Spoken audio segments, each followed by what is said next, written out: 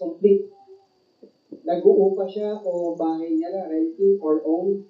Contact number, FB Messenger, Pastor, ba't ang dating information? Kasi para pwede nyo mabalikan sila. Kapag kung sakali, pwede nyo ma-chat, di ba? Email, denomination, anong kanyang sinisimbahan. Okay, level of education, occupation, kung siya nagtatrabaho, kung nag-aaral, anong grade niya, college, first year ba? Okay, first year college, di ba? Kailan siya naligtas kung sa mismong araw na yon na nag-pray kayo, totoo nang tinanggap sa Kristo, ilalagay mo ng date. Tapos ilalagay mo dito sa date, anong date ka nag-solve? Kunyari, August 11, 2024. And sino yung nag-solve? Ilalagay mo dito yung pangalan mo. Okay, visited by. And yung results of soul winning, visitation, discipleship. Okay? Ang results, ano nangyari? Pwede mo ilagay dyan nung binahaginan ko siya ng salita ng Diyos, tinanggap niya si Kristo sa kanyang puso. Okay? So, kailangan maging natin yung iba. Ako yung tatlo. Nag-text na nila. Distribute. Okay, para makita niyo. Sige. Ibabalik ko rin po sa akin yan kung hindi niyo po gagamitin. Pero yung mga leaders, kailangan po dito. Para makita niyo lang po.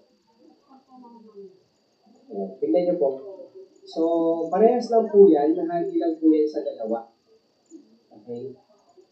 Sige po. Tingnan niyo po agad mga kapatid para makapag-familiarize kayo.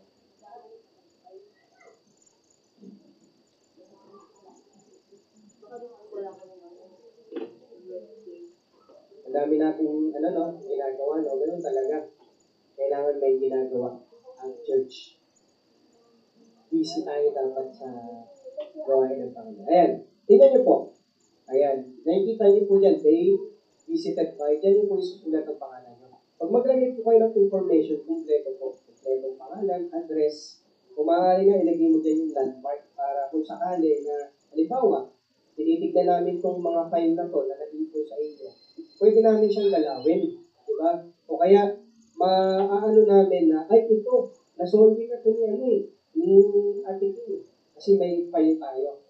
Okay? Pwede natin balikan. Ay, yung message na nung nakaraan na solve, i-add na natin. Tapos, i-chat natin.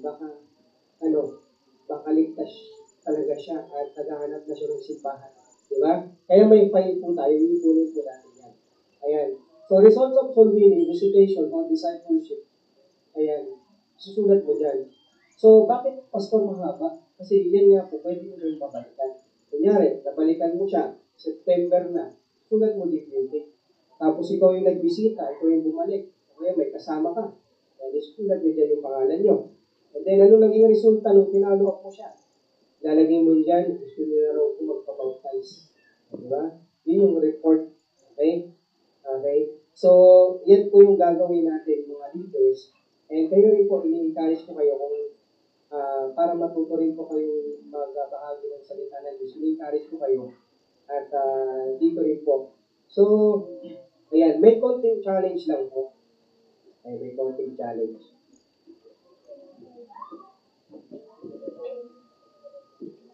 Konting challenge lang tayo ba?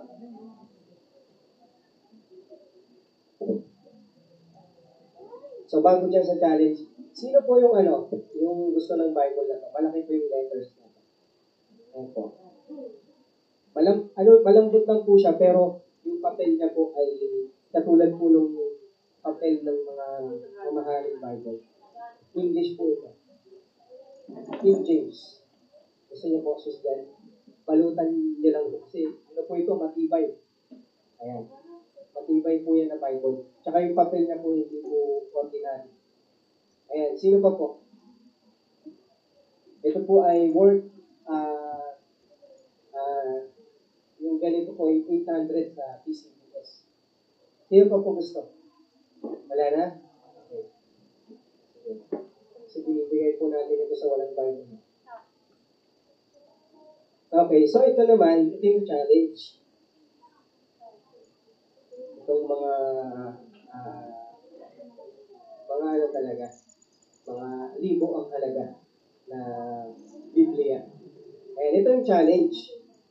At the end of the year, pero quarterly natin ito gagawin. Pero dahil may tayo, August, September, October, November, December, 5 months, isasaganda natin para sakop na. Okay? So, sa loob ng 5 months, iipunin nyo lahat ng ganito nyo. Prospect sheet. Yung na-solve nyo. Yan. Kung sino ang may pinakamarami, siya yung magwawakit ng Bible. May freedom siya. Hindi tatlo pipili lang dito. Pipili ka ng isa. Kunyari, may top 3 tayo. Ayan. Katulad ng bibigyan natin ng chance. Halimbawa, yung mga magulang, hindi naman talaga sila paano pa solving. Diba? O, bibigyan natin ng chance sila. Gagawin natin top 3. Okay? Para naman meron din sila. So, yung unang pipili, siyempre yung first, pipili siya nung gusto niya. Meron pa doon ibang design ng Bible. Iba-iba ito. May 3 lang yung nilabas ko. Okay? So, yan, pipili sila yung top 1, top 2, top 3, and bibigyan din natin ng kahit konting price na cash. Diba? Para ma-encourage. So, hindi po neto layunin na agawin ko yung price ko sa langit. Kundi, encouragement lang, mga kapatid, And para hindi maagaw yung price ko sa langit, huwag niyong iisipin na sisipagan ko sa solubilin para may Bible ako. Huwag ganun yung mindset.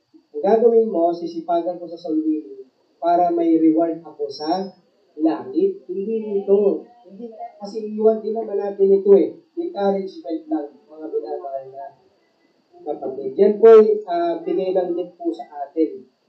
At nabigyan ko naman na kayo ng mga Bible. Kaya, ipang re-reward ko na lang yung mga Bible na yan. Okay? Yan. So, pwede nyo gawin, nanalo kayo sa soul winning, kayo pinakamarami, pwede nyo gawin yung luma yung Bible, ibigay nyo sa iba. Diba? O kaya, pwede mo rin gawin, ipang regalo mo yan. Diba? Okay? So, yan.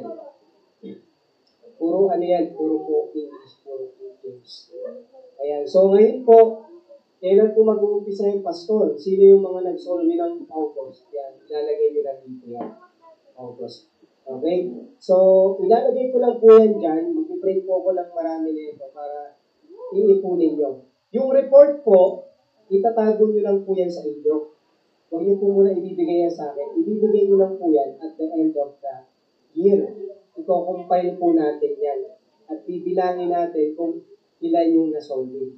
Mga kapatid, kailangan po totoong nasolve yung sumunod sa prayer, hindi yung, anong pangalan mo? Nalagay ko pa pangalan mo ito.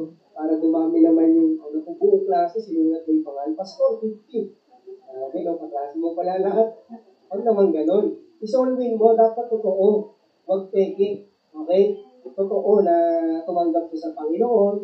Kahit hindi mo na siya mabalikan, okay lang basta na-solving mo siya. Okay?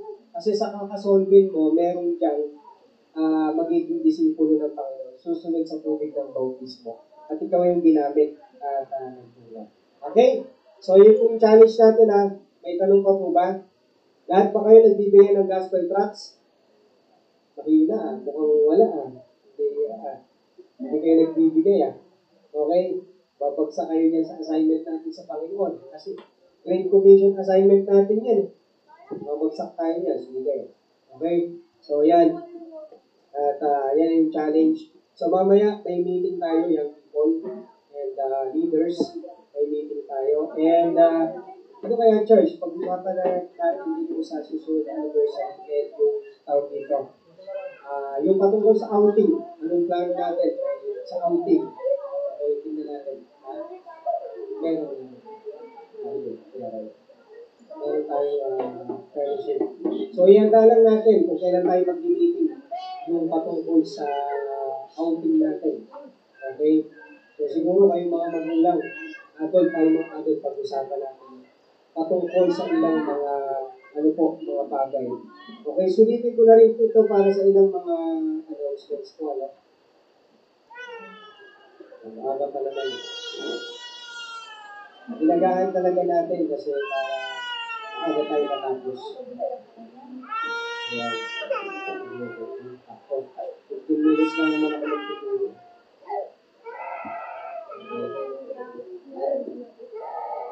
Gutom na ba kayo?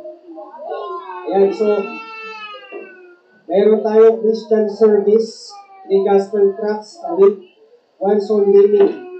Okay? Save yung name, sulat doon. And leader ang mag-check. Okay? Please, leader, i-check nyo po ang soul winning with gospel tract distribution. And see to it, leader kayo, dapat kayo ang nangungula na may gospel tracts na ibibigay 3 and 1 soul win kada linggo. Okay? And, ayan.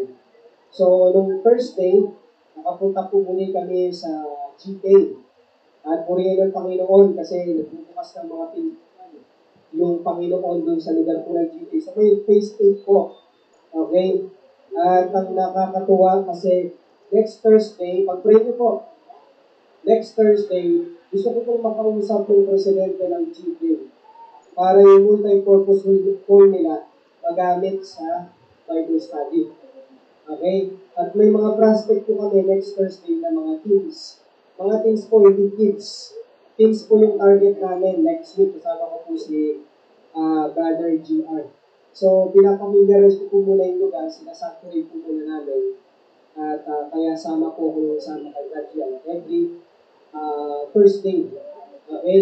So, kumbaga, habang nag-iikot kami doon ko nakikita yung mga plano na dapat gawin doon sa lugar po na iyon. At pag-pray nyo, pumayag yung presidente ng GK ng paggamit po kanilang multi-purpose hall. Parang ganito po kalaki yun yung kanilang multi-purpose hall. Tapos ayun, maganda. Finished na furnished. Kaya pwede natin magamit sa Bible study. Ang target po namin, mag-umpisang Bible study sa kabataan youth. And then, pag may event, yung magulang na rin at the same time, depende sa pagkilos ng Panginoon. At syempre, nangailangan din po ng budget ng pera para umusad po yung gawain ng pera. Kaya isama niyo po sa prayer. And kagabi, iyan ko na rin po sa inyo. Kagabi, galing po kami doon sa lamay po, okay, ng tatay ni Brother Sulan. At tagumpay po yung naging programa kagabi, funeral service or yung eulogy na tinatawag ng mga mayayaman, di ba?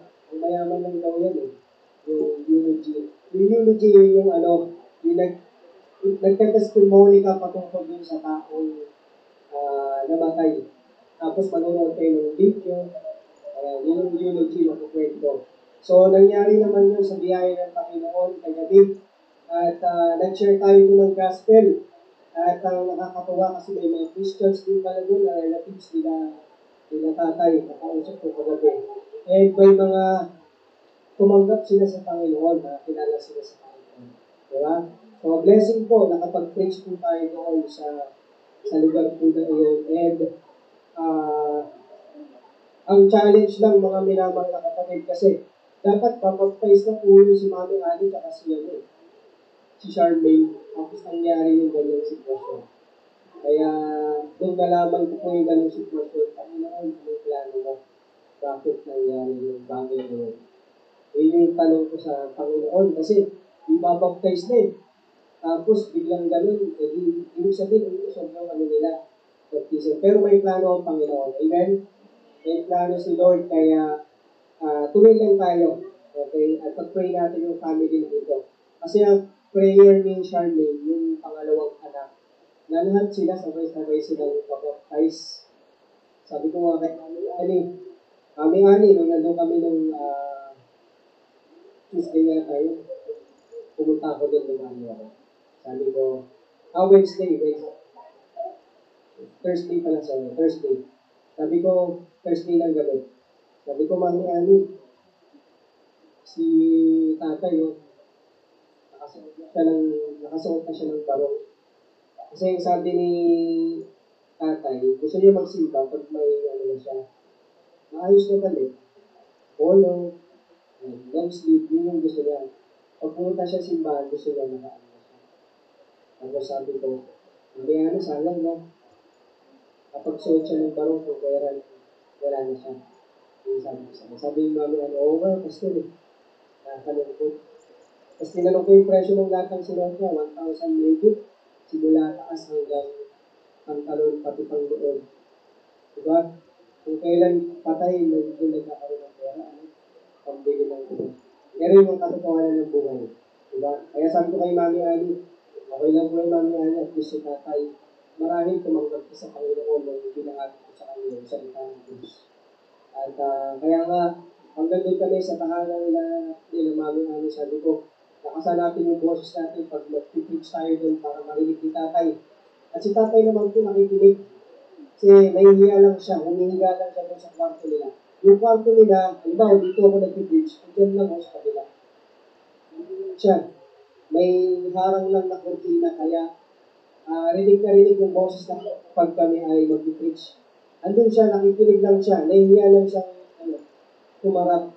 Kasi mangyayin po talaga si Tatay Cesar. Katulad siya ng ugali ni Brother Sarnan. Ganun po sila ng karakter parehas. Kaya, sama niyo po sa prayer, mga kapatid, ang family na ito.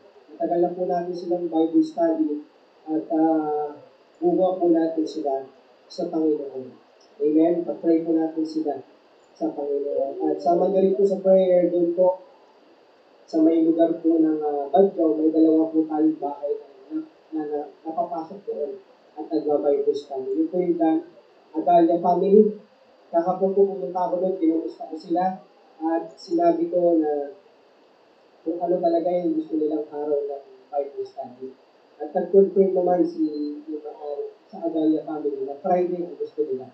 Friday ng alas 3. Kaya pala minsan hindi natin sila matutunan ng alas 4, namamalike.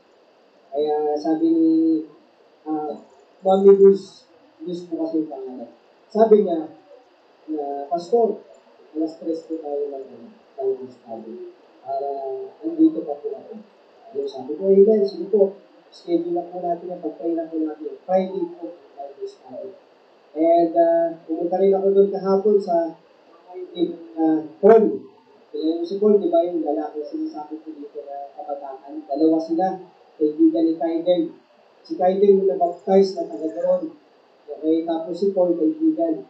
So yun po, si Paul gusto na rin po mag-baptize. Kaya pagsasabay-sabayin po natin sila. And yung lola po ni Paul, malapit po kami kasi Christian yung lola ni Paul. Yun po yung blessing. At anak niya yung may-ari doon ng bahay.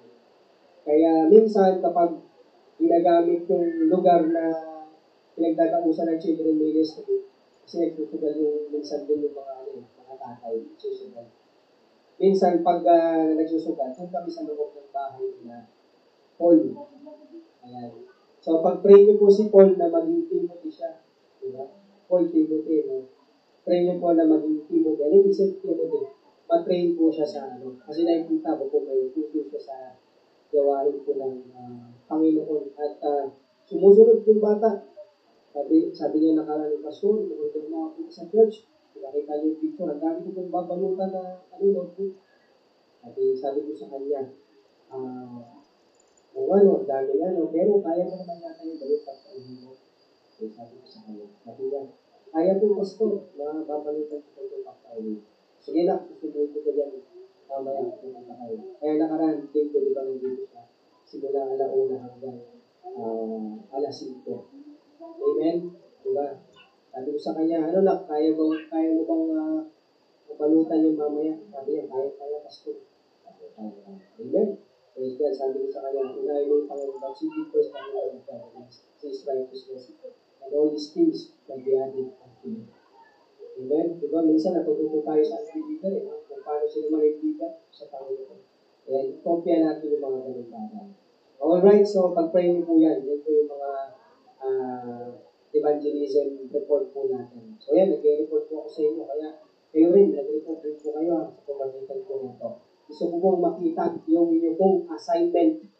Okay, yung assignment. And pag-pray natin yung children ministry. Ayan, sa bukid. Dito po, sa may kabilang kanto. And doon po sa may Badyaw. Yung mga children ministry po na yan. Kasi nagbubukas po yan ng pinto para po sa Bible study. Okay? So, let's open your established in the faith, page 5. Tutuloy po natin mga kapatid, page 5. Okay? Page 5. Okay? Tutuloy po natin yung the value of a good church. Okay? The value of a good church. Ang halaga ng isang mabuting church. Amen? Sabi ng ibang mananampalataya, Pastor, good church ba sa atin, laging masakit yung salita. Pastor, good church ba yan? Lagi na lang kaming pinapatamaan dito, Pastor. Okay? So, merong mga simbahan na nagtatago na sa kabila noon, nakatakip, sila pala ay mga lobo. Nalilinin lang yung mga tao. Naririnig ko ba ako? Naririnig ko ako mga kapatid. Kahit ko lang. Okay, sige. Amen. Reasons for coming to church. Mga dahilan ng kung bakit kailangan mo pumunta sa church. Last time, ito po yung pinag-aralan natin. Number 1, to learn and teach the Bible. To become a Bible teacher. Dapat magiging teacher ka habang tumatagal ka na sa pananampalataya mo. Maunawaan pa natin kung 2 to 3 years, hindi mo pa kaya magturo, pero kapag 3 pataas na taon, dapat nagsisikap ka na maging leader, magturo. Amen? Ng salita ng Diyos. Kasi 3 years, di ba 3 years old yung baby, yung bata, karne na kinakain din Tama ba ako? Di ba yung baby po, hanggang 2 years old, pwede yan dumete. Tama? Pero pag 3 na yung baby, at hindi pa rin siya kumakain, may problema. Diba, pwede yung sasabay siya, nagagata siya, tapos kumakain siya ng hard food. Pero kung hindi siya kumakain na 3 years old, may problema yung bata. Tama po ba mga nanay? Diba, may problema, mga magulang. Okay, so ganun din po tayo. Dapat lumalago tayo. Okay? Number 2, to worship. Think and learn that about God for all His goodness to us. Diba sabi ng Psalms, what shall I render? Anong purpose nung bakit kailangan pumunta sa church? Para mag-worship, magpasalamat, at pag-aral ng patungkol sa Diyos, patungkol sa lahat ng kanyang kaputihan. Pangatlo, to help others, para tulungan ng ibang tao. Diba? God commands us to meet, to consider, and provoke others to love and good works, para gumawa tayo ng kabutihan na ipakita natin yung pag-ibig sa mga tao. And let us consider one another, to provoke one another, and to do good works. Okay, iparamdam mo yung pag-ibig mo sa kapwa-kapatiran, gumawa ka ng mabuti sa kapwa-kapatiran. Letter B, not forsaken the assembling of ourselves together as the manner of some is. Huwag mo kakalimutan, di ba? Huwag natin kakalimutan yung worship service natin. Amen? Morning and afternoon. May Sunday school, huwag natin kakalimutan. Amen? May prayer meeting every Wednesday, huwag kakalimutan. Hello? Amen. Yan po yung pagtitipon-tipon. Huwag po natin kakalimutan. Huwag po natin sasantabi. Letter C, but exhorting one another. Kasi pag pupunta ka ng church, lumalakas ka. Bakit? Kasama mo yung mga kapatiran Problema ka, di ba? Kaya ngayon pag-meeting natin, ang style yan, may partner. Kasi masasabi mo doon yung problema mo. Pag sinabi mo sa kanya, kapatid, yung problema, ipag-pray ka tuloy niya, tutulungan ka niya. Ilan na kayo nag-pray? Marami na. More than 2 na, or 3. Yun yung purpose. Bakit sa worship service natin may fellowship? Kasi yun na naman po. Kasi may pinagdaanan ka ng Thursday, Friday, Saturday, na may share mo sa kapatid para may pag-pray. Amen? Diba yun yung purpose nung ating pagtitipon, kung bakit may prayer meeting, kung bakit may worship service, kung bakit may fellowship. Kaya dapat gumagano tayo para hindi tayo nagiging mahilang mananampalataya. Number 4, to rescue people from hell. Kasi pinag-uusapan natin dito kung paano ililigtas na ipag-partner tayo sa mga taong ito na naging missionary, nagbibigay tayo para pinag-uusapan natin kung paano maliligtas ang kaluluwa ng mga tao. Amen? Hindi tayo dito nagpapayaman. Hindi natin dito pinag-uusapan na bibili ng jet. Diba? Sinuloy. Ng jet, tapos magbibaliw lang. Nagana sa Pilipinas. Diba? mga babae, hindi yan pinag-uusapan natin dito. Kaluluwa ang pinag-uusapan natin dito. Bring the world to Christ so they don't go to hell. Di ba? Para maiahon sila sa impyerno. Number 5, to rescue Philippines from sin. Australia. Okay, Philippines yan. Kasi Australia nang sumulat nito. Ano po yung pagkaka-rescue natin sa Philippines? Mayroong false religion, may bad government, and suffering that sin brings, yung mga paghihirap na dahil sa kasalanan din naman natin, naghihirap tayo. Number 6, to get advice of godly Christians to solve our problems. Ito yung sinabi ko kanina sa inyo. Pag may problema ka, huwag kang mahihiyang lumapit sa kapatid. Hindi naman kailangan ilapit mo sa lahat ng kapatid. Kahit sa isa lang, di ba? Kahit sa isa lang, at ipag-pray mo, Lord, kanino ba ako dapat lumapit? Ay, open ko itong problem, struggle na pinagdaraanan ko. Di ba? Para mabigyan niya ako ng advice, matulungan niya ako sa biyaya ng Panginoon. Kasi may ipapadala yung Panginoon kapag nag-pray ka. May ipapadala si Lord na makakatulong sa'yo para ma-resolve mo yung problem mo. Okay? To be in caring support group. Kaya tayo, pag nalapitan tayo ng isang kapatid, ipag-pray natin siya. Amen? Huwag kayong oo ka lang ng oo. Diba? Ganun ba? Nagbilang ng problem mo. Mwesis. Diba? Go mwesis. Okay? Ako yung encouragement. Pero yung encouragement naman na sa akin, yung may pagmamahal. Tapos, ipag-pray mo siya. Pray tayo, kapatid. Pray natin yan. Amen? Amen po ba? Amen. Diba? One of the purpose of Macedonia to inspire people to develop a heart for God. Huwag mo pong kakalimutan yan. To include them into a loving church family. Amen? Kapag mahal ba ang Macedonia, dapat mapagmahal. Amen? Hindi yung nagsusugatan tayo sa isa't isa. Tuloy po natin. To discover sins, weakness in our life that harm us, confess them to God to be a better person. May perfecto ba dito? May perfect ba dito sa atin? Wala pa. Kaya nga nagbibigayan tayo ng advice mula po sa Word of God. Lahat tayo may kahinaan. Amen? Tama? Walang malakas dito, kapatid. Amen? Walang malakas. So, ibig sabihin, dapat humble lang tayo. Kapag tumaba lang tayo, amen? Huwag tayo magmataas sa kapatid natin na mas ano ko dito, mas patalino ko dito sa kapatid ko na ito. Mahinang nila lang itong kapatid ko na ito. Amen? Bakit? May mga bagong mananampalataya. Natural, mahina pa sila. Kaya ipag-pray natin sila. Amen? Tayong malalakas, dapat tayo nakakaunawa sa kanila. Amen? Tayong spiritual, nakakaunawa. Okay? We learn loyalty, thankfulness, love, joy, diba, katapatan, pagpapasalamat, pag-ibig, kasiyahan, kapayapaan, pagpapatawad, katalinuhan, pag-aaruga. Amen? Yan dapat yung nasa atin sa church. Number 8, church is the voice of God and the Bible to teach the world truth from error, right from wrong. Yung church po ito po yung kumbaga speaker ng Diyos. Itong church, ito yung boses ng Diyos na dito sasabihin ng Diyos yung kanyang layunin para sa buhay ng tao. Amen? Na dito kanya sasawayin sa maling ginagawa. Okay? Na dito kanya itutuwid. Hello? Yan ang church. Amen? Hindi pa ba? Parang nilulutang na kayo ha? Amen? Ayan. Yan pong church, mga minamalang kapatid. Ha? Hindi po kakalimutan. Kaya kung bakit may mga pagtutuwid dito, may mga salitang hindi mo nagugustuhan kung minsan. Kasi yan po ay boses ng Diyos, ang church. At sasawayin tayo sa ating mga pagkakamali. To get motivated and inspired to serve God. Okay? To forget our problems. Okay? Diba, pag napupunta ka minsan ng church, nakakalimutan mo yung problema mo.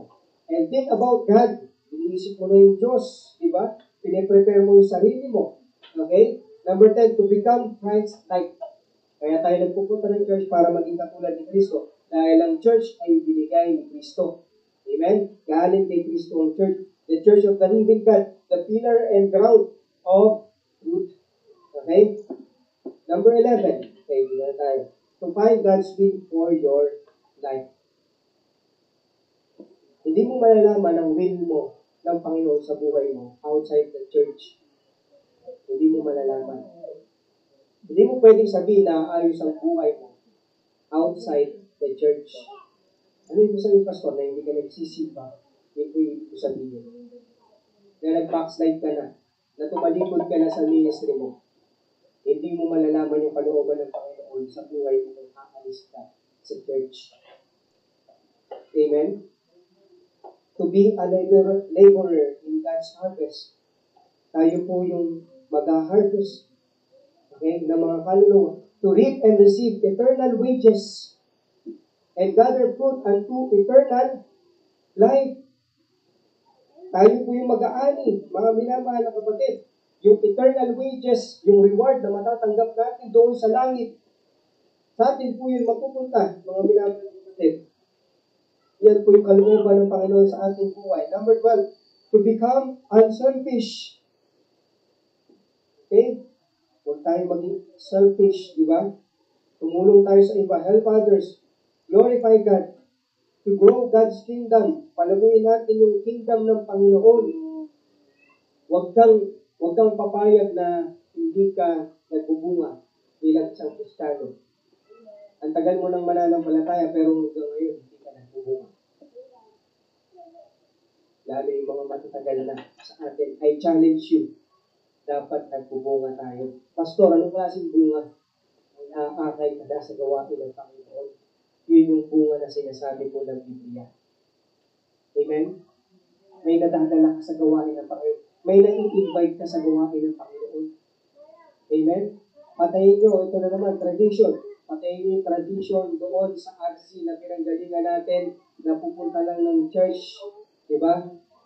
Ang Baptist po pupunta ng church, nag-i-invite at susolve. Yan po yung gawain po ng Baptist. Amen? Sila po gawain po yun ng tamad. Bakit? Sinusuplayan naman yun ng kaaway. Kaya lumalaki yung simbahan nila. Kaya kahit hindi sila mag-solve, papasok ang tao doon. Bakit? Yun yung simbahan, katulad ng Book of Judges, na gumawa sila ng simbahan nila. Gumawa sila ng rebulto nila, ng Diyos-Diyosa nila, at yun yung gusto nilang sambahin. Diba? Yun yung picture nun, mga minamahal na kapatid. Na kahit hindi ka mag-invite, yung mga tao pupunta din. Amen? Kasi bakit? Maganda yung lugar. Peaceful yung lugar. Kaya yung mga Baptist, ganito lang. Diba? Walang isang Pag-init. Diba? Pero yun yung tunay na church. Yun yung tunay na church. Amen? Grow God's kingdom, mga minamahal na kapatid. I challenge you, matagal ka ng mananampalataya, palaguin mo ang kingdom ng Panginoon. Ano yun? Yung church ng Panginoon. Number 13, to learn obedience. Dito po natututo tayong sumunod sa Diyos. If we obey God by attending church, we will obey God in big things. Sabi doon, kung dito sa church, nasusunod mo yung Panginoon, okay, masusunod din natin yung Panginoon maging sa mas malaking bagay. Kumbaga, hindi ka mapagkakatiwalaan ng Panginoon sa malaking bagay kung sa church, hindi ka sumusunod. Okay? Number 14, if you reject the Holy Spirit's leading on church, you won't hear God's voice on other big things. Okay? Yung church po, sa pamagitan niyan, dyan po nag-lead ang Holy Spirit. Ngayon, kung wala ka sa church, wala ka sa gawain ng Panginoon, wala ka sa prayer meeting, hindi mo mapapakinggan yung mga magagandang plano ng Diyos para sa buhay mo. Hindi mo mapapakinggan yung mga malalaking plano ng Diyos para sa buhay mo. Amen? Of course, nandyan yung nag-pray ka, nagbabasa ka ng Bible, pero yung church, bakit tinayo ni God? Okay, baka sasabihin natin minsan, Pastor, nag-pray naman ako, nagbabasa naman ako ng Bible. Eh, bakit ginawa pa ni God yung church? Bakit pa tinayo ni Jesus Christ yung church? Kasi nga po, may purpose. Amen? May purpose. Kasi po, kung pwede naman pala, mag-pray na lang ako sa bahay, magpapasa na lang ako ng Bible sa bahay. Kung pwede naman pala yun, dapat hindi na tinayo ng Panginoon yung church. Tama? Kasi po, yung mga malalaking bagay na plano niya, ipapakita niya po, i-reveal niya sa pamagitan ng kanyang church. Kaya napakahalaga po na dumadalo tayo ng church. Dahil pinapakita ng Panginoon yung vision niya sa pamagitan po ng church. Amen? Amen? Kasi minsan, may will tayo, may vision tayo, pero mali. Kaya ipapakita ng church na yung vision mo, yung will mo ay mali at itutuwid niya kung ano yung kalooban niya para sa'yo. Amen? Yan ang isa sa purpose kung bakit kailangan mag-church, kung bakit may church. Amen? If you reject the Holy Spirit's leading on church, diba, kung i-reject mo, hindi mo makikita yung magagandang plano, malaking plano ng Diyos. Number 15, since Christ gave eternal life to us, we would give our time and life for God and others. Yung mga verse, basahin nyo na lang po sa bahay.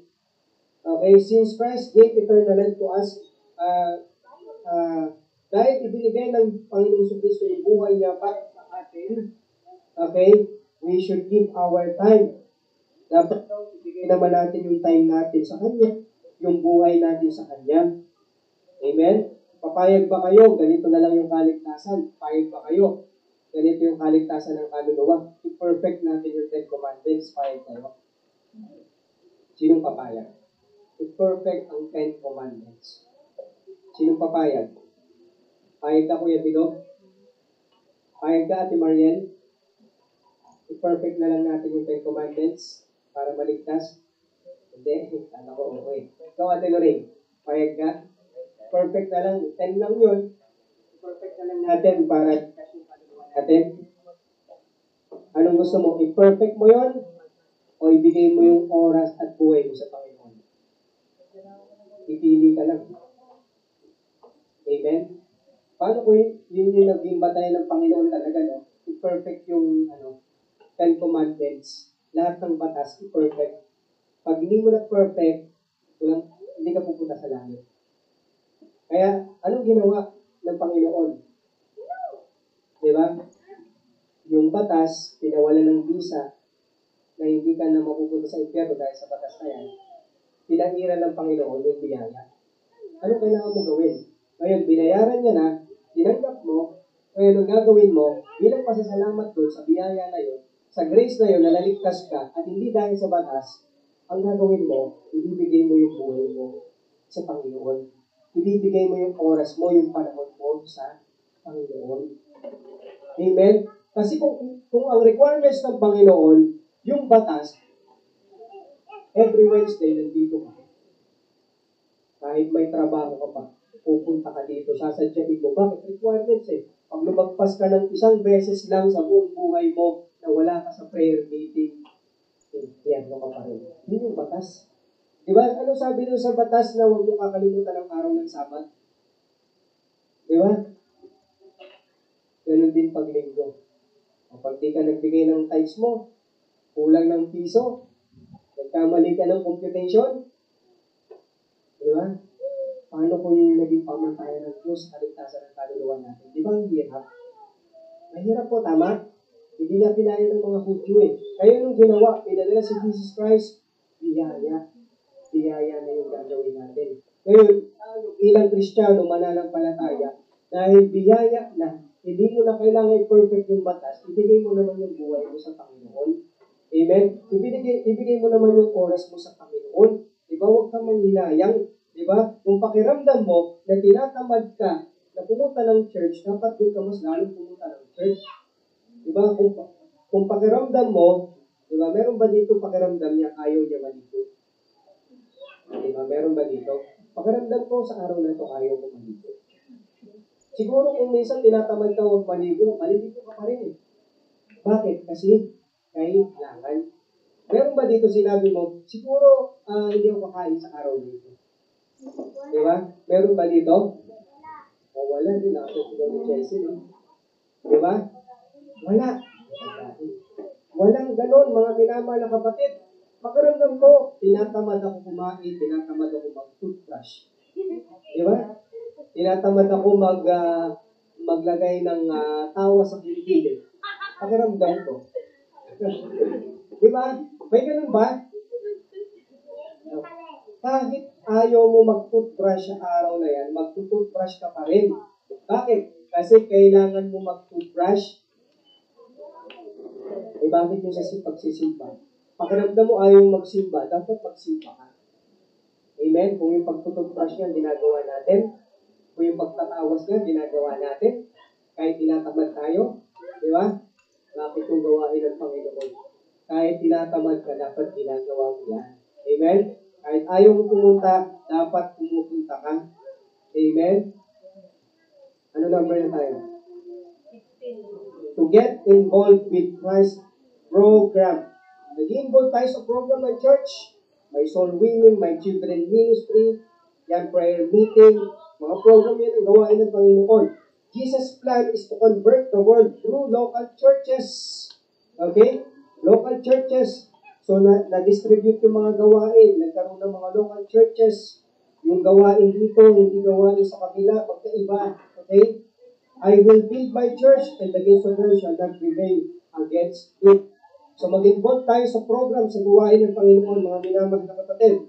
And next, number 17, to send out missionaries and pastors.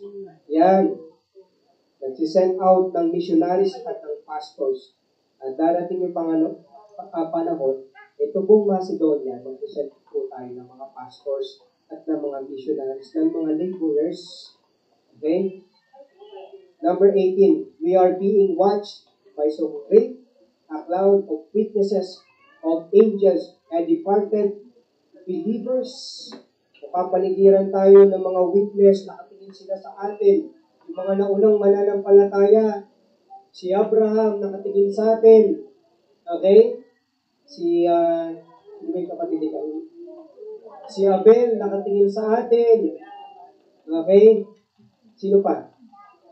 Si Joseph nakatingin sa atin. Lahat ng mga naunang mananampalataya, sila ay nakatingin sa atin. Yung nandun sa ibang church, nakatingin sa atin.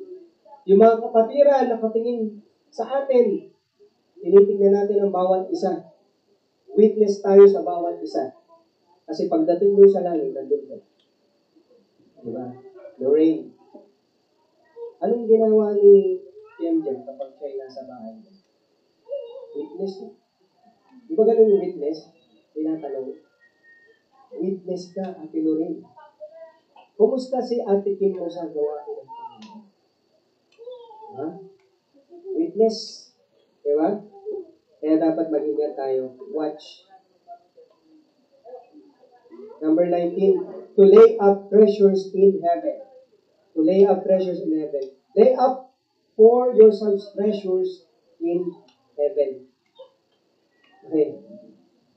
Ilan na ang na-invest mo doon sa langit? Magkano na ang na-invest mo sa langit? Ilan na ang kaluluwa mong napapunta doon sa langit? Ilan na ang treasure mo sa langit? Diba? Sinong may bank account dito, may Gcash? Sino may ganun dito? Diba? Subukan kaya natin na yung account mo mabawasan ng 10 piso. 10 piso. Anong mararamdaman mo pag nagkulang ng 10 piso at nagtiwala ka doon sa bangko mo at sa Gcash? Anong mararamdaman mo kapag nabawasan ng 10 piso? Ha? Ano? Kaya. Halimbawa, may 100 ka sa Gcash. Nabawasan ng 10 pesos. Hindi mo alam kung bakit nabawasan, hindi ka naman pumili. Ano mararamdaman mo? Nabawasan naman ng Gcash. Kung may Gcash ka. Magtataka ka kung bakit, diba? Bakit nawala? Diba? Ikaw, Ate Lorraine, anong mararamdaman mo? Pag nabawasan ng 10 piso yung ha? Anong mararamdaman mo? Magagalit, di ba? Pwede kang mainis, di ba? Amen? Kung yung material things niya, yung material things niya, Gcash, bangko, sumasama loob natin pag nabawasan yung pera natin. Hello? Pag nabawasan yung pera natin, nalulungkot tayo. Di ba? Dapat ganun din tayo, yung treasures na dinadala natin sa langit, dapat may concern din tayo. Amen? Naka 1 million na kaya ako sa langit ng reward. Di ba? O baka 10 pesos pa rin. Di ba? Amen? Marami na ba akong kaluluwang napapunta sa langit? Marami na ba akong naipong kayamanan sa langit? Di ba? Hindi natin pwedeng sabihin na Panginoon, sa langit naman ako pupunta. Okay na yun. Di ba? Kung yung mga material things niya, pinagsisikapan natin, dapat pati yung sa langit, pagsikapan din natin. Amen po? Amen. And last, to be a lighthouse for the truth of Christ and salvation to all nations. Let your light so shine, di ba? To be a lighthouse for the truth of Christ and salvation. Hello, believers, dito ko na tatapusin. Makinig. Ikaw bilang isang Kristiyano, bilang isang mananampalataya, hello, ano meron niya sa likod? Dapat ikaw bilang isang mananampalataya, nagliliwanag ka. Amen? Nakikita ka na ikaw ay isang liwanag. Hindi ka nakikita na ikaw ay isang dilim. Hindi nila imamak yung baptist. Ayan, si brother ganito. Ayan, si ganito. Baptist yan. Pero tignan mo yung ginagawa ko. Diba? Huwag mo hayaan na, anong Tagalog ng bap? Na kinukutya, na hinahamak yung pagiging baptist. Huwag mo hayaan na hinahamak yung Kristiyano dahil sa buhay mo. Amen? Na masama yung tingin nila sa Panginoon, sa Baptist, sa Christian, dahil sa buhay mo. Huwag mo hahayaan yung kapatid. Kasi ang sabi ng Bible, let your light so shine. May ilaw tayo eh. May ilaw tayo. Amen? May ilaw tayo. Ang problema, yung ilaw, hindi mo pinapakita. Tinatakpan mo. Tinatago mo yung ilaw. Amen? Kaya nga sabi ng Panginoon, let your light so shine. Kasi may ilaw ka na. Simula nung maligtas ka, may ilaw ka na. Ang problema lang, hindi mo pinapakita yung diwa. Tinatago mo. Okay? Nililihim mo na Kristiyano ka. For the sake na magustuhan ka ng mga tao. Diba? For the sake of money, ililihim mo yung pagiging Kristiyano mo. Yung pagiging believer mo. Diba? Pag nasa school ka, nagpapalit ka ng anyo. Hindi ako dito, wala naman si pastor, hindi ako nakikita ng mga klase ko. Diba? Magiging bully ako dito, wala naman si pastor. Diba? Maunguha ako dito ng bakol, wala naman si pastor. Hindi naman ako nakikita. Amen? Mangungopia ako sa classmate ko kasi hindi naman ako nakikita ni pastor. Amen? Let your light so shine. Diba? Baka naman sasabihin mo, let your light so shine, kaya ang gagawin ko dito sa school, magpapakopya ako ng sagot. Diba? Kasi gusto ko maging liwanag. Mali. Hindi po ganon. Mali pa rin po yung nagpapakopya tayo. Amen? Diba mga maliliit na bagay, hindi mo namamalayan na nagiging kadiliman ka sa paligid mo. Amen? So, doon na po natatapos. May question po ba kayo? Wala? Okay. Tanong? Wala nang tanong. So, kasama po yan sa quiz natin. Yung pong 10 to 20. Ayan, 10 to 20. Kasama po yan. Pipili lang po ako yan kasi 5 questions lang ang kukunin ko po yan. Okay, so kung wala na po, tayo po ay dapo na lang sa ating discipleship. And sa discipleship po, kayo na pong bahalang magtapos. And pagkatapos po nun, kakain na po. Okay, mag-lunch break na po tayo. And 1, babalik tayo sa, o 1:30, babalik tayo sa fellowship po natin. Okay?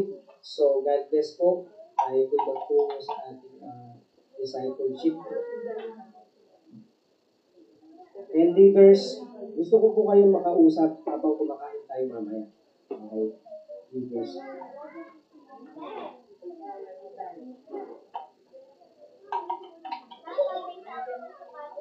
Sige po, dito po tayo mga adult.